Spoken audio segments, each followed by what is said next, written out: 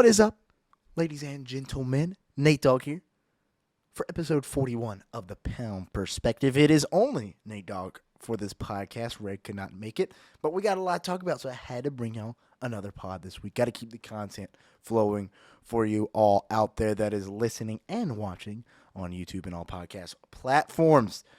Wow, there's a lot to talk about.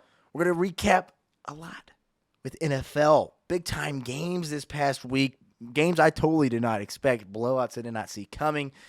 So we're going to definitely go over all those kinds of games and as well as highlight the beautiful, beautiful NBA season that is on the horizon. I got my NBA shirt. I'm repping, the colors, the logo. Also got my guys behind me, the King and Black Mamba. So you know I'm ready. I'm ready. I'm ready to go for this NBA season. So we're gonna do some little predictions for my Lakers this coming up season. Kind of highlight what we got this offseason, and then also look into predictions when it comes to how long the season or how many wins they get this season and how far they go ranking-wise, seeding-wise. So give you a little bit of my ideas where I think this team can go this season coming up, and then we'll also always, have our rapid-fire game picks for the next week of the NFL. Hey, it's flying by, y'all. NFL's flying by. It feels like yesterday it was preseason, and now we're already heading into what week is this? Week 5. We're already heading into that week. Wow, it's going by fast. Rankings, hey, they're all over the place. No one knows who's the great teams really yet. I was listening to the Pat McAfee show, and there was a former player. I think it was J.J. Watt, actually. He was talking about how once you get to this part of the season, it's quarters now. You're looking at the season in quarters. The first quarter of the season is down. Those first 4 games. It used to be 16 on the dot, obviously. Now it's 17 games. But you're looking at it now in quarters. If you're 1-3 first quarter of the season, you got to start, hey, what's going on? We got to really start turning this thing around pretty quickly. 3-1, you're feeling really good. 2-2, hey, see, the season's not dead. You're at 500. Let's try and build on those 2 wins. So it's crazy that we're already that first quarter of the season down. And man, there's some good teams out there, and we saw a lot of great performances this week, and we also saw a lot of bad performances. We're going to talk about one of those great performances and one of those bad performances for one of these teams. Obviously, someone's got to lose and someone's got to win in these games, unless it's a tie. It is regular season, so that's possible. But the Lions did look amazing on Thursday Night Football. They beat down those Green Bay Packers and show that they run the division right now. They are in full control of that division right now. They are sitting on top of it 3-1. Packers at 2-2. Vikings 1-3. Bears 0-4. Hey, they almost beat the Broncos. They put a lot of effort in that one. Still couldn't pull it off. No surprise there. But pretty much, are these Lions legit? Do they have a chance to actually be contenders this season? We saw them click late last season. They started the season last year with one of the worst defenses of all time. Now, or actually before now, they finished the season on a late run and nearly make the playoffs. This team is good. They beat the Packers in a game that didn't matter. They knocked the Packers out of playoff contention, and now they're just building on to last season's success, end of their last season's successes. And man, do they look good on both sides of the ball. That's the biggest thing, is that everyone saw the firepower on offense. Jared Goff's looked great over this last, his entire Lions tenure now. But how did the defense respond? Is this defense going to be good? And we're seeing it. We're seeing that defensive line play really good ball. They're flying around. They're hard-nosed. They kind of represent Detroit in a sense. And, man, I'm impressed. That run game and run defense is 2 of the biggest things that you have to have in the league right now, and they're doing both of those things. I think the Lions are they're the one of very few teams in this league, and we see that a lot in my opinion. I'm not some football expert or anything. I've never played the sport, but identity is a big thing. I know that's a big thing in the NFL and all of football, actually. All of football. And it feels like this Lions team is one of very few offenses in this entire NFL that has a true identity. They want to run the ball and look for things with Jared Goff, and they are running the ball. David Montgomery, he's that guy. He's a dog. He's that guy. I mean, I just love to see him revitalize his career. After everything that happened with the Bears, people saw that he had the talent, man. I mean, I know I did. He just never got the opportunity with the Bears. Never had a good enough offensive line to create. I mean, this Lions offensive line, I think a lot of people could run through the holes that they're creating when it comes to the run game. But, I mean, when you got a guy at the level of David Montgomery, I mean, he is absolutely cooking. I don't have his exact yes, I do. I do have his exact stats right here. 32 carries, 121, 3 tuds. That's 4 yards a carry, man. I mean, he is doing really good right now. They are feeding him the rock. I know Jahmyr Gibbs, fantasy owners, are not happy about the production they're getting out of that guy, mainly because David Montgomery is cooking. Everyone should have saw it last year when they picked David Montgomery up with Jamal Williams doing his thing in the red zone. But David Montgomery is the lead guy in this backfield without a doubt. I mean, he is the guy, and he is taking it in full control. I mean, I love to see it. I've always been a guy. I've always been a David Montgomery guy since college days, man. I saw the talent, and it's really awesome, to see him kind of get his opportunity out there in Detroit. But when it gets to, you got to look at the guy that's leading this team, though. That's the big thing, and that's Jared Goff. This guy, he's had a hell of an NFL experience. He gets drafted by the Rams. They make it to a Super Bowl. I mean, it's just wild, the career this guy's had. He gets kicked out of town. Sean McVay and him never felt like they were on the same page at all times, even though they made a Super Bowl. And now you see him out here in Detroit. Everyone thought this was just the end of his career. Careers go to die in Detroit. No, that's not his plans, man. He went over there and became a true leader for that Detroit team, and the team is rallied around him. I've saw some things, some social media posts with him, just post-game and mid-game and pre-game. I mean, he is a spark, man. I love to see what he is doing for his career and where he is going. I mean, last year everyone saw the numbers and we saw him play and say, all right, this guy, he's an NFL quarterback. Now you're starting to see this. I think there's this next step in his evolution as a quarterback in this league.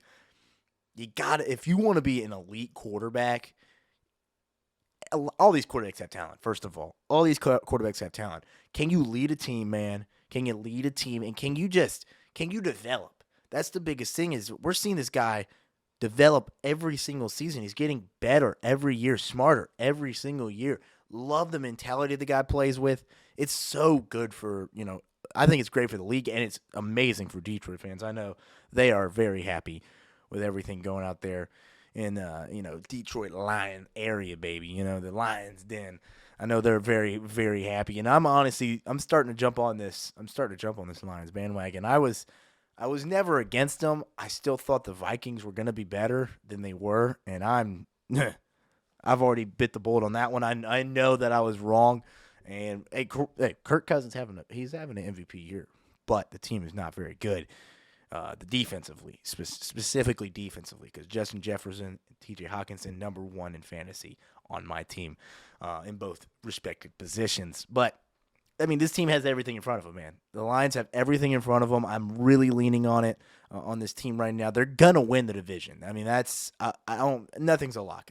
Anything that happens, injuries and everything, it's still a long, long football season, but they're going to win the division, in my opinion. I think this team is just fully capable, fully prepared, fully established. They got all the talent in the world. Now does it come down to can they be a contender? Are they at that level? Because they didn't win the division. They didn't win the division, right? No, the Vikings did. Because they won 8-0 and won score games last year or whatever, 12-0, 10-0, 8-0, something like that. And they won the division. The Lions didn't win the division last year, so it's not like this team is like we were this great and now we're gonna be a Super Bowl contender. They're kind of skipping a step. It feels like they didn't make the playoffs last year, but it felt like a playoff team. So are they skipping that step? I don't know. Usually you gotta make the playoffs, face some adversity in the playoffs, and then maybe you can take that next step that next season. They didn't make the playoffs last year, but they were a playoff team. It felt like when it came down to the end of the season, they cooked. at the end of the year and made teams just – that's why everyone was so high on him coming to this season, where everyone was like, this team, they were so good last year. They were offensively, and if they can find defense, these different defensive players that they found in the draft, a Brian Branch, Steele, they've got these guys now, and this team, if they keep playing like this, this is going to be tough. This is going to be a tough team to beat, in a December, in a January, and possibly even February. They might get there. They might get to that big game in Las Vegas. Let's go to another team, though, that put up 48, and I'm not talking about the Dolphins putting up another crazy number. The team that they played against put up a crazy number, the Buffalo Bills. And Josh Allen cooked on Sunday. It was an impressive win. Everyone was on the Miami hype train, it felt like. They looked unstoppable. I didn't think anyone could outscore this team, and the Bills said, hey, easy now. We still run this division. Bills, the Bills are legit, y'all. They are actually halfway running the ball right now with a running back. James Cook looks great. He's perfect for the squad. You love to see them kind of dip their toes in this other style of football. I've always been it's like I love the high-flying offenses, but you got to have something of a run game. It's not even about right now. It's not about winning games right now. It's about winning games in the playoffs. That's why this team has never had that success, it feels like, because they never have ever had a good enough run game to rely on to let Josh Allen take a break. He's had to carry this team, and Josh Allen's amazing, but if you let him carry you for too long, he's going to make mistakes. That's just his style. So seeing James Cook kind of take a bigger role in this offense it's awesome. This offense is unstoppable. We talked about how Miami's offense was unstoppable for the first 3 weeks. This Bills offense has been unstoppable since week 2. After that Jets game, they have been literally unstoppable offensively. And guess what? The biggest thing for me is not the offense. Everyone knows the skill they have on offense. This defense is legit, y'all. And they don't even have Von Miller back yet. That's impressive. Von Miller is supposed to be back this week. That's the apparent rumor, is that they're going to have Von Miller back. So, hey. Losing Trey White, though, that is tough. Tre'Davious White, their lead corner, is a tough loss. Torn Achilles, I think, which, hey, that's a tough loss for this defensive unit if you have a lockdown corner and an elite pass rusher. That's tough. That's tough.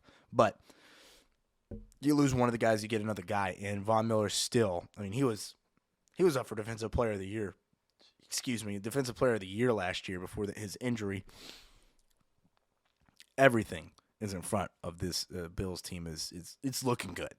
McDermott's calling plays on defense again. It looks good. I like what I'm seeing from McDermott calling plays on defense. I've never been a believer in the Bills defense. This is the first time I can say, hey, yeah, this defense is pretty dang good. They're not just putting up points and teams giving up. This defense is playing very good football. If you hold this Miami offense to 20 points, you're doing something pretty good, because I never thought that we would see the Dolphins score under 30 again this year. But impressive, man. I'm impressed with the Bills. That's such a big time win in their division. It's not easy to win those kinds of games when everyone's kind of taking a step back on you, and you go out there and, you beat this team that's supposed to be running the division now. Nope, the Bills are still here, and they dominated the Miami Dolphins. But when it gets to the Dolphins, though, they'll be fine. The Dolphins will be fine. These are the games that you need. It's a humble pie. It happens. It's never great, but it can be helpful.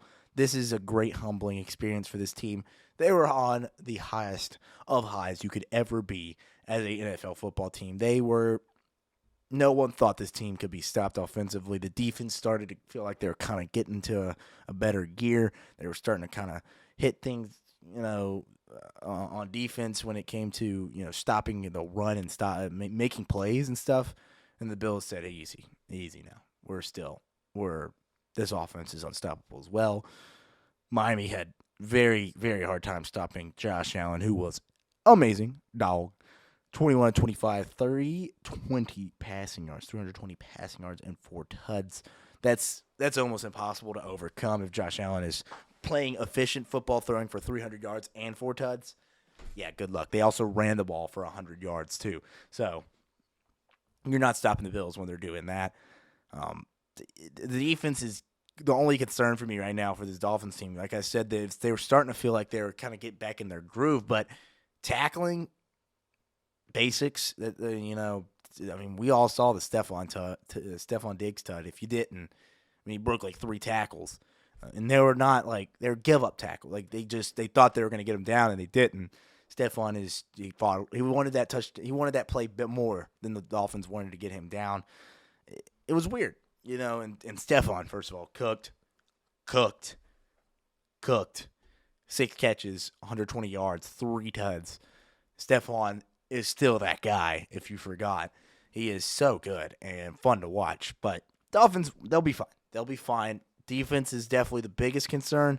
But, hey, the Bills had to go out there and remind everybody that they run this division still. We still got a long season ahead of us. We'll see what happens. When it comes to the Bills and the Dolphins, let's go to that guy out there in Texas. Oh, C.J. Stroud, the Ohio Buckeye, now Houston Texan. Newsflash, he is that guy. Man, he has looked very, very impressive this season, and he looked really good against them Steelers, getting that big-time victory, 30-6. 30-6. Man, oh, man. Oh, wow. This is I never would have expected this one, y'all. I had the Steelers kind of winning a defensive battle.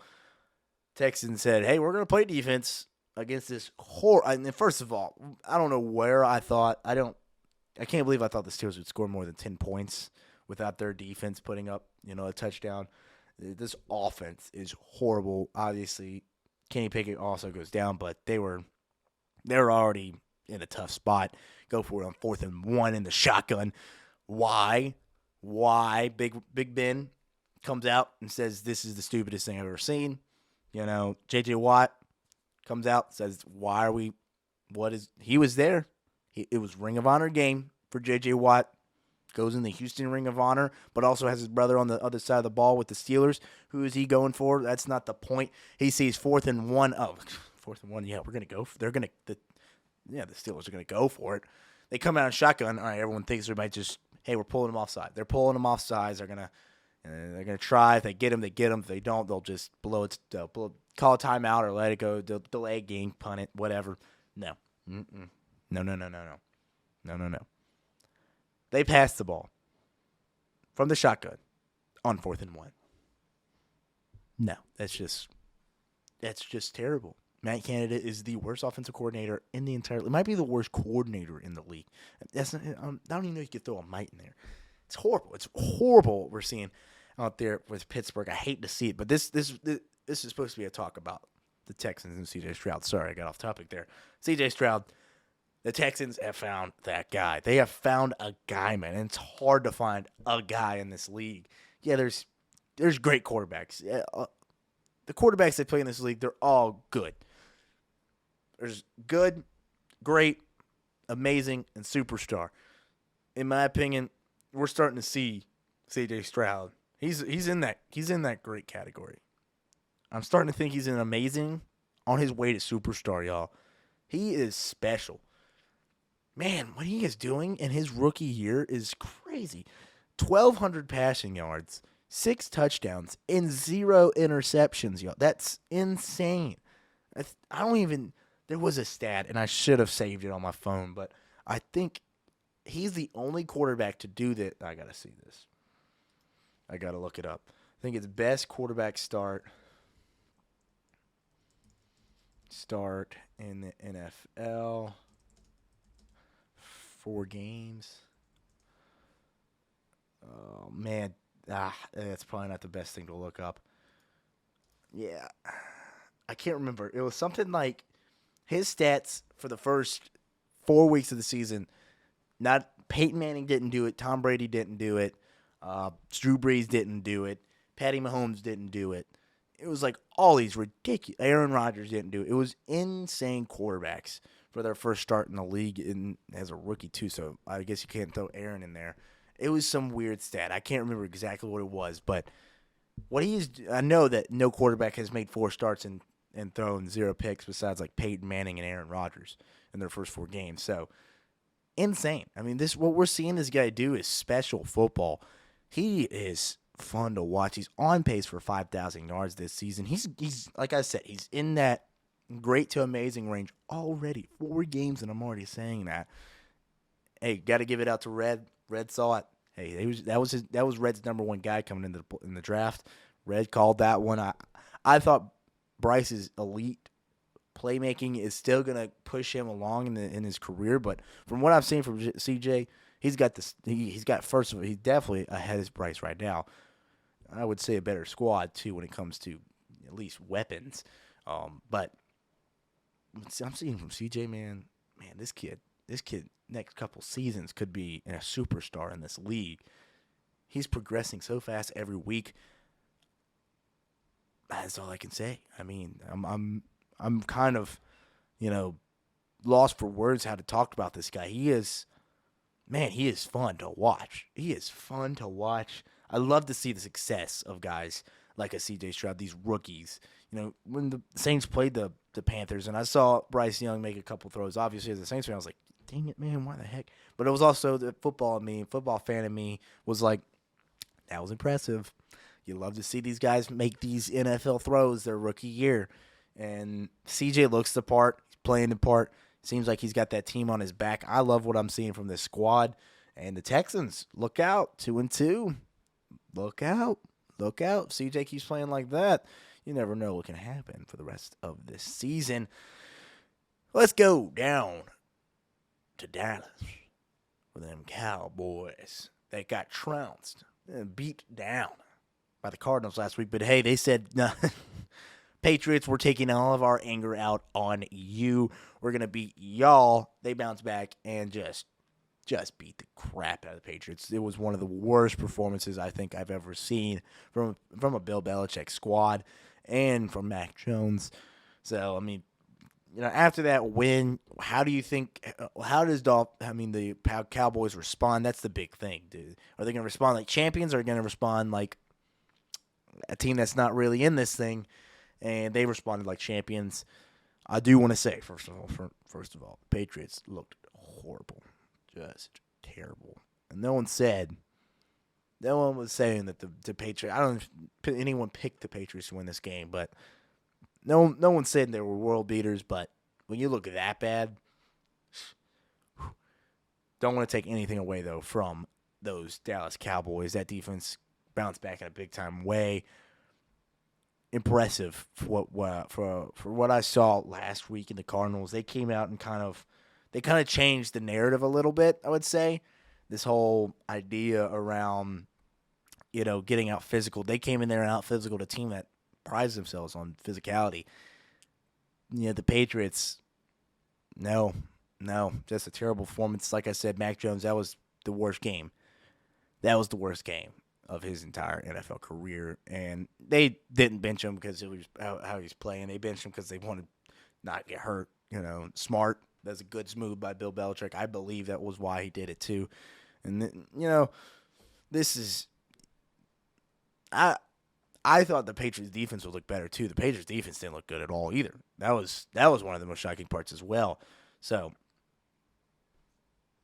I don't know what's going on out there in New England. I know New England fans are a little shocked and sad that their quarterback that they have thought is their guy looked that bad. So we don't know what's going on out there. Bailey Zappi time? Question mark. Is it Zappi time? I don't know. I'm not a Patriots fan. I'm glad that my team didn't get beat that bad. The Saints did still get beat really bad, but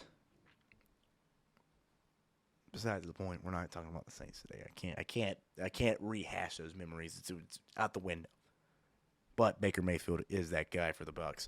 Just got to say that. But, for the Cowboys, last thing I'll say, for Dak and for Tony Pollard not to cook, 38-3 is pretty impressive, man. So, I mean, that's a hell of a way to respond and a hell of a way to win a football game when your best guys on offense, besides CeeDee Lamb, obviously, aren't doing much. Let's see what CD did. I didn't write it down, but CD 4 catches, 36 yards on a tud. So he got a tud, but it's not like he's out here going crazy. Jake Ferguson led the team in catches, no surprise, and yards. Dak Prescott loves his tight ends, and he's good. Jake Ferguson is good. Don't want to act like he's not good. He's coming into his own over there in Dallas, but impressive, man. Impressive. It was the response. It's the response after a Cardinals loss. Everyone had a feeling they would respond, but like this, 38-3 against a good defense, and their defense step up like that. Good job. Good job, Dallas. Panic is no longer out there for Jerry Jones's town and AT&T. All right. Let's go to the last game of, well, not the week, I guess. It was, we're not going to talk about the Monday Night Football game, but the Giants are terrible. Seahawks, 3-1, baby. I said the Seahawks were going to be fine this year. They look pretty good over these last 3 weeks. They're not crazy, but they look pretty good. That's all I'm going to say about the Seahawks game against those tough, just terrible performing Giants right now.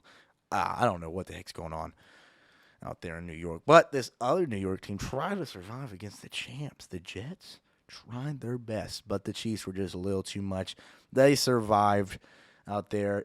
Was it New York? I can't remember if it was. It was at MetLife. So it was at New York, and the Chiefs go in there and survive after it starting really hot and then kind of slowing down. That Jets defense kind of buckled the hatches and looked really good for a while in that game, making Patty look weird. Patty was weird, first of all. First, Patty's fine. Patty's still the GOAT in the league right now. He's the greatest quarterback in the league right now. But these games happen with Patty. And we kind of forget, I feel like, as NFL fans, that, his style, he's going to have games like this. It's much more rare than it was in his first few seasons as a starter. Now it's like, what is that throw, Patty? And he had 2 really bad ones on Sunday Night Football, but it happens. These things happen with Patrick Mahomes. What he does in the late clutch, and when in late moments he clutches out a game like he did in this one, is why Patty Mahomes is Patty Mahomes. That's all I can say about the Chiefs. They handle their business. Pacheco, he's a guy. Excuse me once again. Pacheco is that guy. Great running back for that Chiefs squad. But the big story was Zach Wilson, and I'm going to give a little bit of an opinion on him. He won back a lot of fans and gave a lot of hope out there in New York, in my opinion. I love to see a guy that has been bashed, scrutinized to the core. I mean, this guy has never even had a chance to develop. I love to see when he comes out there and looks like he did. Composed, prepared, ready. Zach was ready in this game and proved it with his performance. 28 of 39, 245 and 2 tuds, 0 picks. He did have the very, very, very bad fumble. But, it happens, and you have to own those moments. These things happen in the NFL. No one's going to be perfect. It sucks that it happened at that moment where it was one of the biggest moments of the game. Is the fourth quarter, and the Chiefs were able to kind of just run the clock out to a certain extent and get that not the touchdown. They ran the clock out exactly. And it's not about those moments specifically. It's about how you own them as a leader, and he acted like a leader after the game, saying that they lost that game because of him, and that's not true. They were only in the game because of Zach Wilson, but that's the leadership you have to see from a young guy like this. Everybody loves to see how he handled that, and he proved that he's an NFL quarterback. This whole narrative that he's not an NFL quarterback, it's these guys looking for clickbait, looking for attention just to bash a guy. And yeah, I've said my fair things about Zach Wilson. But I also believe that he was always an NFL quarterback. I saw what he did at BYU. I've seen what he has done in moments in the NFL. This guy has a lot of talent. And now it's just about honing it in and learning how to develop in a system. And with this new system, this Aaron Rodgers system, it feels like this is going to be good for him. This type of style, getting the ball out quick. Hey, if it's not there, use that athleticism they have. I love to see him developing in the way he did, especially over 1 week when everybody was calling for his job. He zones in and plays against the champs and nearly beats that team when no one thought they had a chance in that game, and they nearly won it. So I love to see it. It feels like the Jets.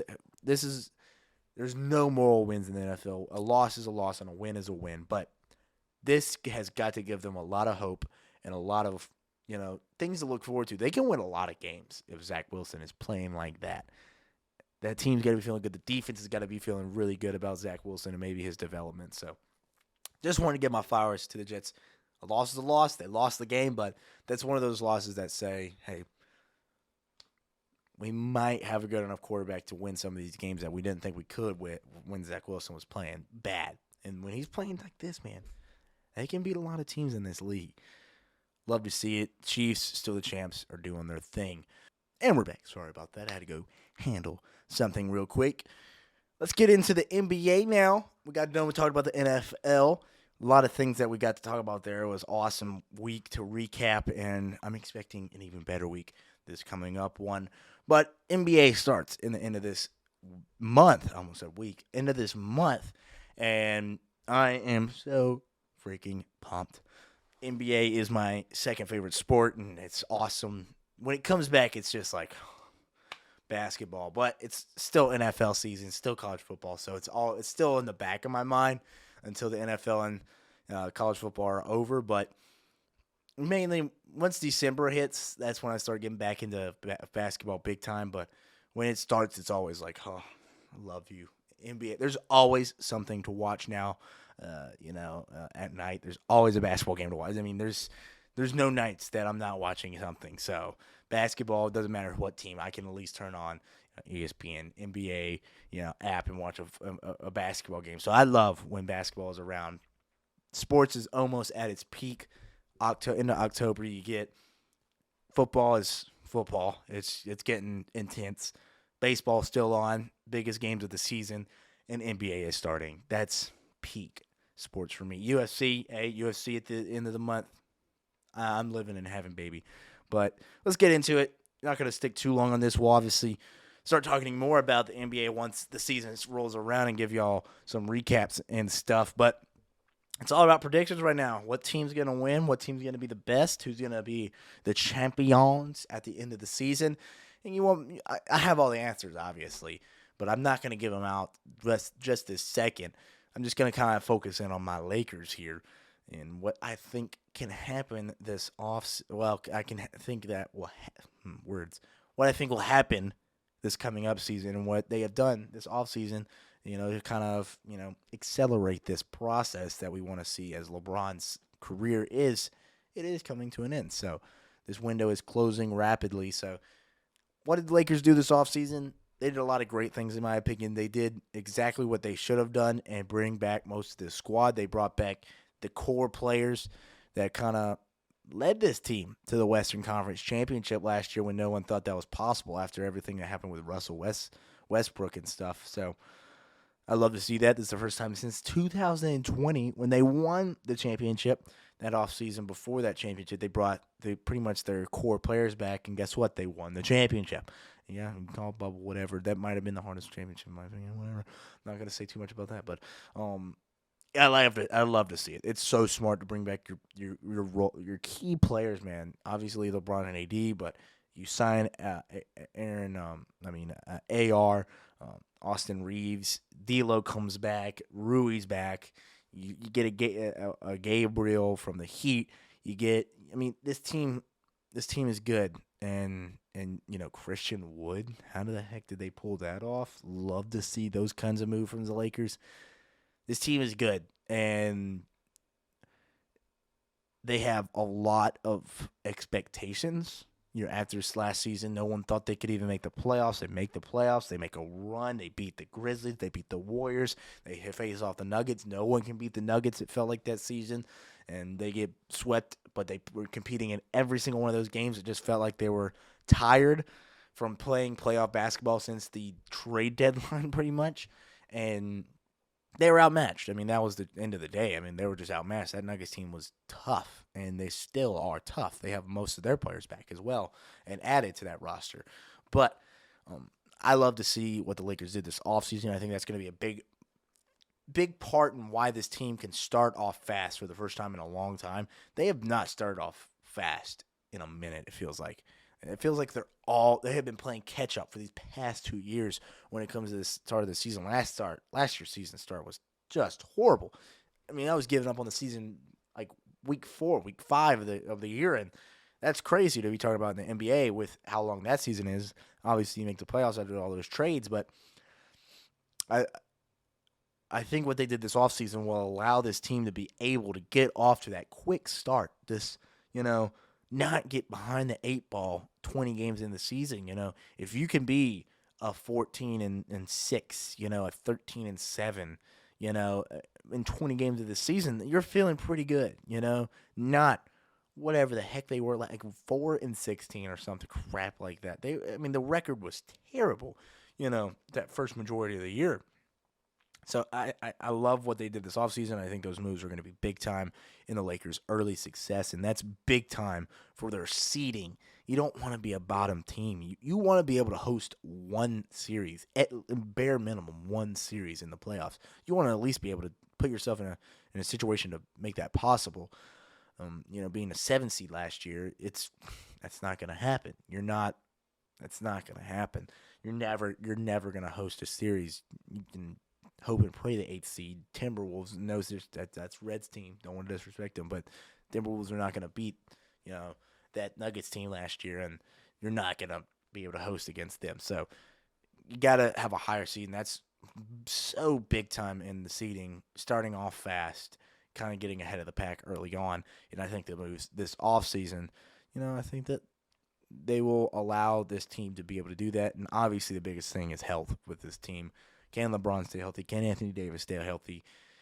The biggest thing is if one's healthy, it feels like with this squad for the first time in a minute, they can stay afloat. Even though last year when AD goes down, LeBron goes insano mode, and at year 20 and still was playing at an elite level, MVP level, and he kept the team afloat at that time, but it wasn't good basketball until they made the trades and stuff. So they stayed alive until the trade deadline at least. That's the bare minimum at least. But if one of them were to go down, it feels like the squad is going to be able to stay afloat with all the talent that they have. So that makes me feel better. But it all relies on Anthony Davis and LeBron James staying healthy. If they're available, this team can be a top 5 or 6 seed, which leads me into where I think they will end up in this season. Vegas has them at 47.5 over-under on wins. In my opinion, they're going to go over that, first of all. But that might only still get them a 5th or 6th seed because the West is unbelievably tough.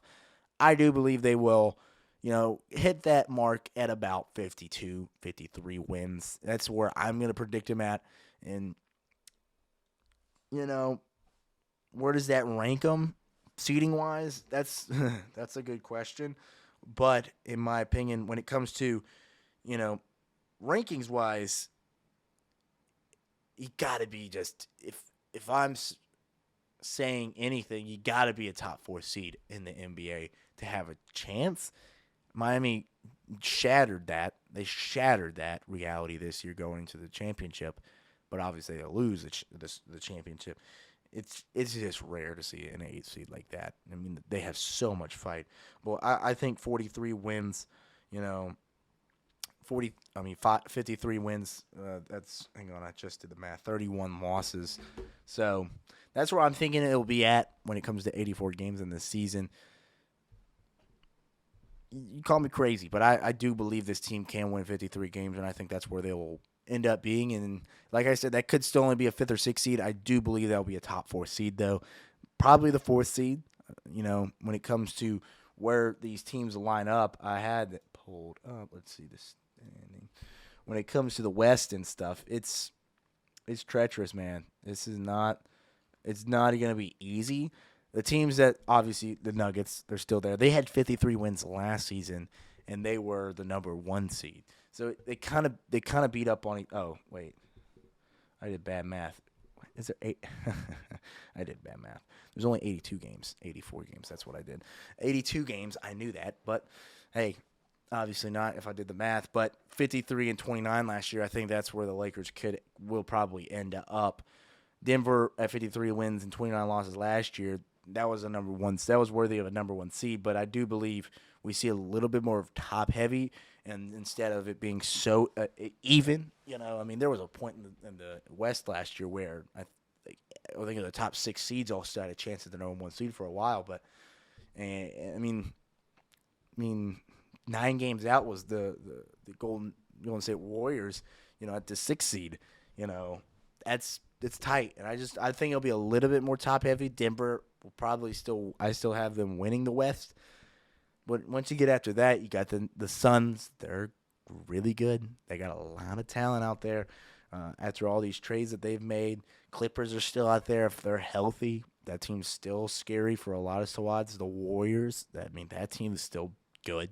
That team, they still have Draymond. They brought in CP. You never know. I mean, I don't like them, but Memphis, if Ja's there, you got Derrick Rose as a mentor. You never know what this team can do. The Kings, they were really good last year. Do they take a step back?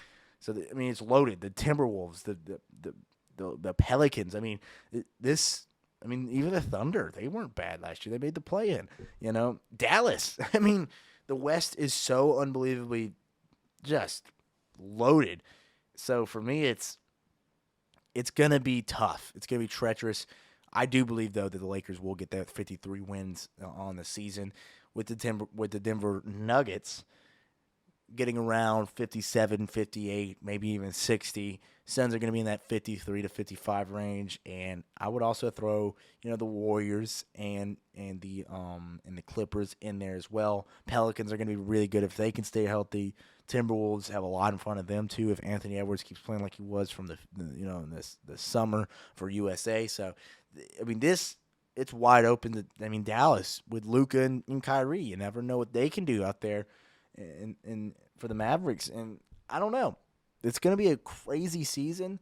Last year the Bucks finished 58 wins, 57 for the Celtics, 54 for the 76ers. So I was kind of playing off of that. I think that's what we're going to kind of see a little bit more of in the West instead of 53 wins being enough to win the conference.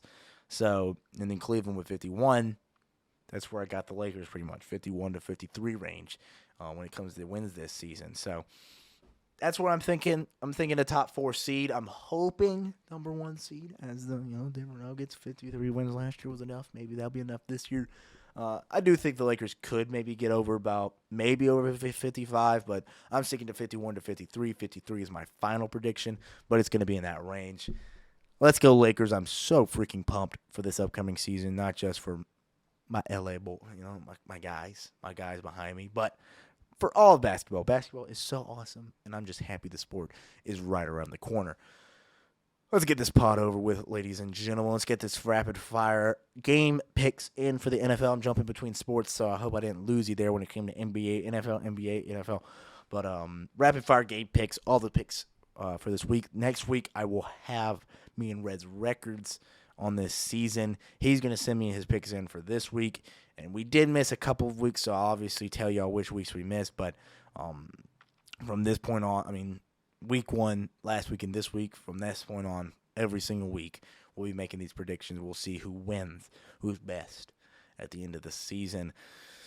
So let's start it off. Bears versus Commanders. Is that really Thursday night? I think that is Thursday night football. Good gosh, that's tough to watch.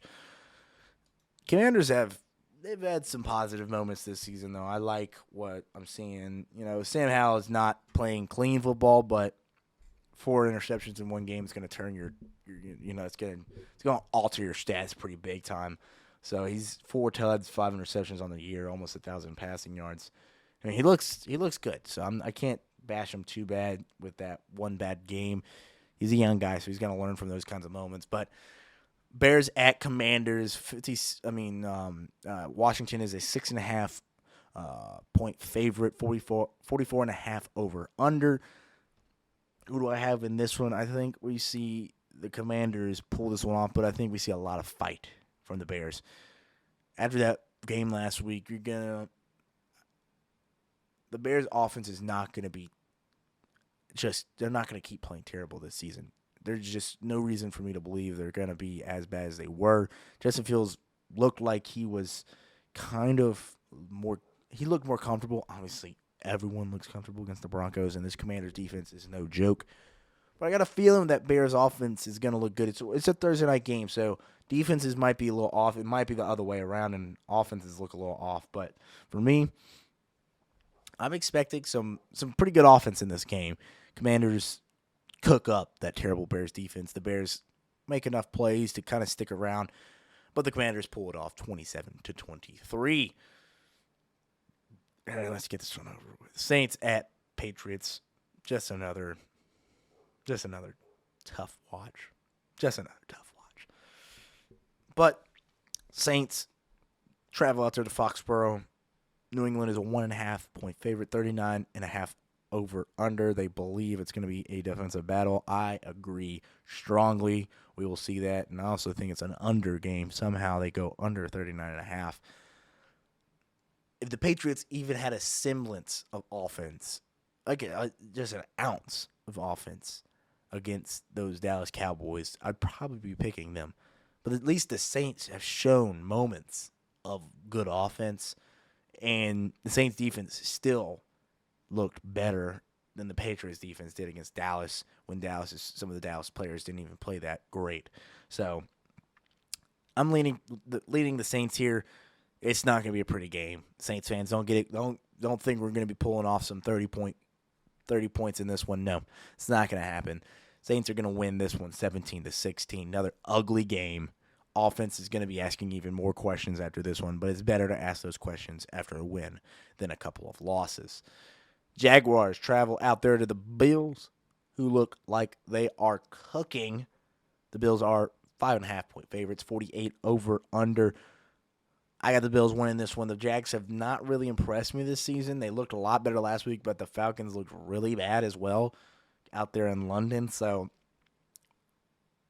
I'm not going to believe in the Jags until they prove me otherwise that they are that team. Trevor's had moments, but he's also had some really bad moments this season, like just weird novice moments that he doesn't look like a guy that's going to be a superstar soon, not one day, soon. And he's not looking like that guy. And the Bills, after last week, how could you pick against them? It's about the 5.5, and I do believe they cover this one 34-21. We see another bad game from that Jaguars defense. Would not be surprised. Not even bad defense, just amazing offense from the Bills. And the Jags offense can't do enough. 21's gracious. That Bills defense has looked really good too. So I'm saying they're going to be able to score at least. But let's go to the Titans interdivisional matchup at Indianapolis. Indy fought hard, tried to make a comeback in that game last week, but they could not quite pull it off. There's still a lot of hope out there in Indy, what they can do this season. The Titans pulled off an amazing upset last week against the Bengals, and I don't even know what to take away from that game besides that the Bengals are not good at football. They are not good, and that is my Super Bowl pick, and that is just terrible. I feel just absolutely like an idiot now. Did not think they would look this bad. They are not good. They are not good. And the Titans came out and put up 28 on their, right? 28? Let's see. It was 28-3, right? 27. Almost had that one perfect. 28-7. This is This is a tough game to pick, interdivision, so you know they're going to know each other, but the Colts have a little bit of new firepower at that quarterback position. Titans have not even close to being sold on when it comes to offense. One game doesn't change my opinion on them. You're not going to get a statue back there. Joe Burrow's hurt, and you're not going to get a statue with Anthony Richardson just standing in the pocket all game. You're going to get a guy that's going to be moving. He's not – this defensive line for the Titans not going to be able to control the game like they've been able to in their wins and near wins, against the Saints in last week. So this defensive line won't be able to control the game like they have been in the past. Colts win this one 23-21. Let's go to the Ravens going out there to the Steelers. Baltimore is a 4.5-point favorite. over under 38.5. They think this is even going to be even more of a defensive battle than that Saints versus Patriots game. Kind of hard to believe that, but that is the over under in this one. For me, I'm going over in this one. Ravens, yeah, they're not doing what everybody wants them to do. I get it. I understand. But, these Ravens, maybe they don't have to win, in crazy fashion, to win games. But, I mean, they put up 23 last week. Yeah, Lamar only 146, 2 tuds. I'm kind of, efficient balls. Now, I'm not asking Lamar to go out there and put up 400 passing yards. I'm asking him to play efficient football. 131 on the ground, 165 in the air. I'm not asking for this team to go bananas offensively. Score enough points to win the game. Let the defense control the game. And that's what they're going to do in this one. I will never pick the Steelers to win another game. I will never do that. Until they get a new offensive coordinator, I will never pick the Steelers to win another game. Ravens put up 28 last week. I think they kind of get close to that again. 24-10.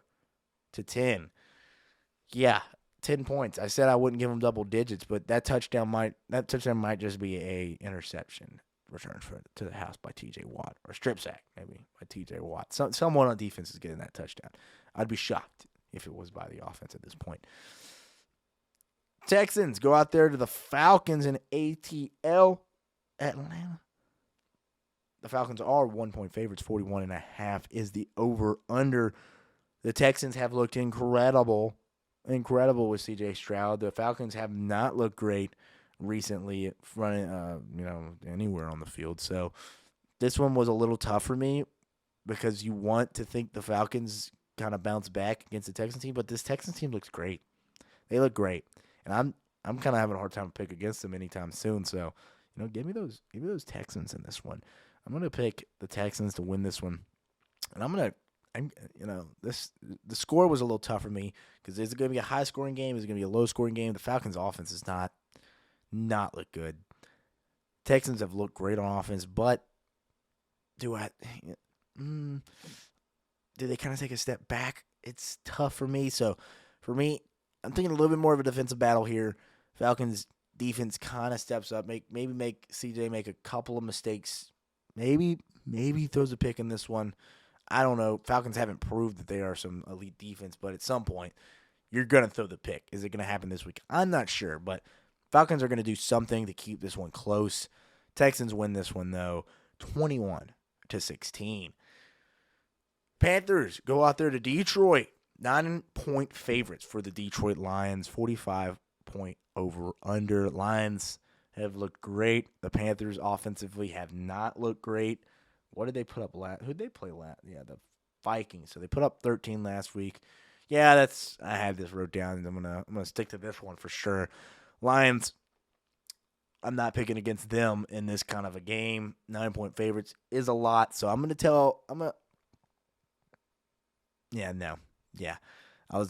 was mathing really hard there. Now I've got the Lions covering in this one. This is 9 points is a lot in the NFL, but that Panthers offense does not look good. Vikings only put up 21 on this defense. That's the thing for the Panthers. The defense looks good, but the Lions' offense is still very, very, very good. Can they stop the run? Can they stop the Lions running the football? We might have a game then, but I don't think they do. Lions get this one done 28-16. Giants go out there to Miami. Miami is a 10.5-point favorite, 49 over/under. That's a little gracious on the points for Miami. 10.5 against how bad the Giants have looked. Yeah, no. Give me 41-13 Dolphins. This is a response game from Tua and them boys on the offense and the defense, even though stopping this Giants offense does not look like a hard task right now. Bengals go out to the Cardinals. Yep.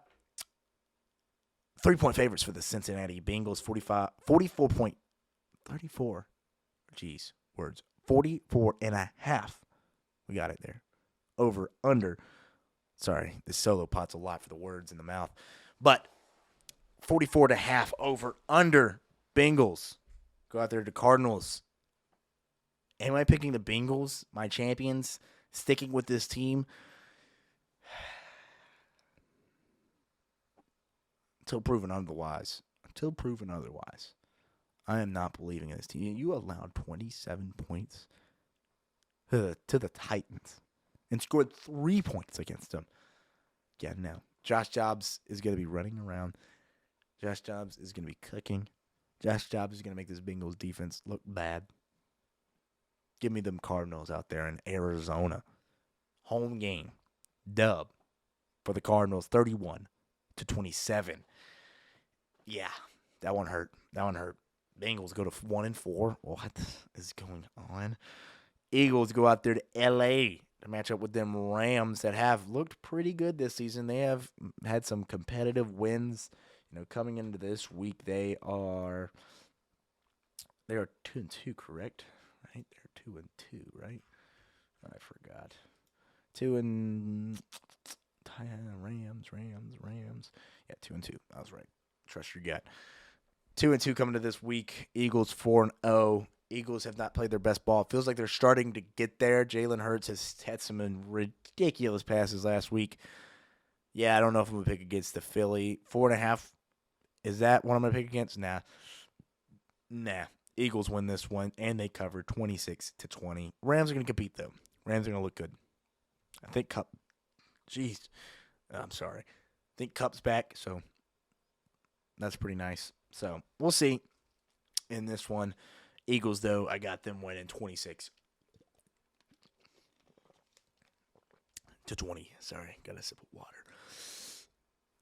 Let's go to them Jets facing off against the Broncos. This is a perfect time for the Jets to be playing those Broncos out there in Denver. Denver is a 2-point favorite in this one, 43.5 over under. Yeah. Broncos got the win, but I'm not even close to sold on that defense even one bit. With what happened with the Bears looking good offensively against them, the Jets, they might look even better. They're going to look just as good. Give me them Jets 30-20 in this one. I'm sorry, Broncos fans. It's going to get worse before it gets better. And I like Sean Payton, but this is not looking good right now. Chiefs at Vikings. This is a big one for the Vikings. Obviously, the champs, undefeated. Or not undefeated. Undefeated. They lost to the Lions week 1. Chiefs. The Chiefs, obviously, feeling themselves after a tough win against them Jets. They have to kind of respond in a big way. They never cover. Everyone knows they never cover. And that's what was perfect in that Jets game. They didn't cover. And guess what? 5 points, 52.5. They're not covering again, but they're gonna win 28-24. Vikings, they're gonna play their butts off, and they're gonna try and win this game. Kirk's gonna look great. He's gonna keep adding to this campaign for next year. Whatever Kirk is doing this season is just improving his ability into who he plays for next year. A lot of teams are gonna be calling for his services. Give me them Chiefs, so 28-24. Packers at Raiders. Another weird game, but hey, it's a game. It's a game. This is Monday Night Football, actually. Got some just weird primetime games. The last one is great, even though this one's Monday night. The one I'm doing last pick next is Sunday Night Football, which everyone knows about, is incredible. Packers at Raiders. So Green Bay is a 2-point favorite, 44.5 over under. Packers have kind of maybe taken that step back, have not looked great these past couple weeks. They beat the Saints, but yeah, I mean, even that Saints win, they didn't. It was one quarter, and then they played the Lions, and they looked really bad. So, do they win this one against the Raiders, who, they're all over the place, it feels like. I don't know if Jimmy's back. Let's see if Jimmy's back, but I have my pick either way. If Jimmy's back, it's going to be a better game. Garoppolo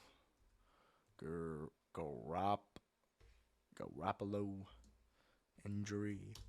Let's see. Where is he at? Still in concussion protocol. Great. Yeah, that doesn't look good. So I would not. We'll see. I don't want to expect anything. Jimmy's a tough guy, so he might play this game. But Yeah, give me those Packers. They're gonna look good in this one against a tough Raiders team that's just kind of finding their identity as well. It feels like they may have found it last week with Josh Jacobs kind of hitting the ground and getting a lot of production. Devontae Adams is still proving that he's probably the best receiver in the league every time he gets to touch the football. So, but give me the Packers in this one. Give me the Packers. I'm going to stick to that one. Packers win 20-17. Cowboys for Sunday Night Football get their, out of division rival. I mean, this team these are some good games between these two teams. Even though the 49ers have beat them most recently the most times, it's not really a rivalry, I guess, if the 49ers are dominating. But, sorry, I was drinking water once again for people listening. Oh, this is a tough game. Tough game. San Francisco 4-point favorites over under 45. Who I think wins this game, man? Oh man, I had my prediction wrote down here. I'm wanting to switch to the Cowboys, but I'm gonna stick to the point that I have, which is got to be proven to. It's prove it to me. Cowboys have got to prove they can beat this team. Can they beat the 49ers in a big game? I mean, this game is big, even though it's not playoffs. Implications don't impact you going home tomorrow, but this win could determine the number 1 seed. Who knows? The Cowboys could win their division still. This could determine the 1 seed, so it has a lot of value to it. Kind of get that measuring stick for both squads. Are the Cowboys legit this year? Are the 49ers and Brock Purdy still just the best team in the NFC? Are they the best team in the NFL? So I'm going to stick to my guns here. I'm going to pick the 49ers till proven otherwise that the Cowboys can beat this squad, but the Cowboys will cover that 4 points, 27-24. All right, ladies and gentlemen, that'll do it for us on this episode of the Pound Perspective Solo Pod. So hope I didn't lose y'all on this one. I know these solo pods can get a little long-winded with me talking. Try to do better about everything with these solos. So let me know if I need work. Send it that way. I'm not constructive criticism is great criticism, but as always, I do want to thank y'all for listening to the Pound Perspective. Also, don't forget that we have a college football podcast, college sports podcast, but right now it's college football specifically with everything going on in that sport. Me and CDM do that every week. You can find it College Kings. Find it on YouTube on Nate Dogg Productions, and you can find it on all podcast platforms that you listen to. It's weekly, so another one dropped this week, and another one will drop next week, like this. The Pound Perspective will. But thank you. Once again, you can find us on socials, Nate Dogg Sports and Nate Dogg Productions on all social media platforms. Go out there, follow us, hit us, comment, tell us that we're dumb, tell us that we're smart, give us advice. We don't care. Helps us in the long run. We just want to hear what y'all got to say about everything we're doing. But as always, I hope y'all enjoyed the Pound Perspective presented by Nate Dogg Sports.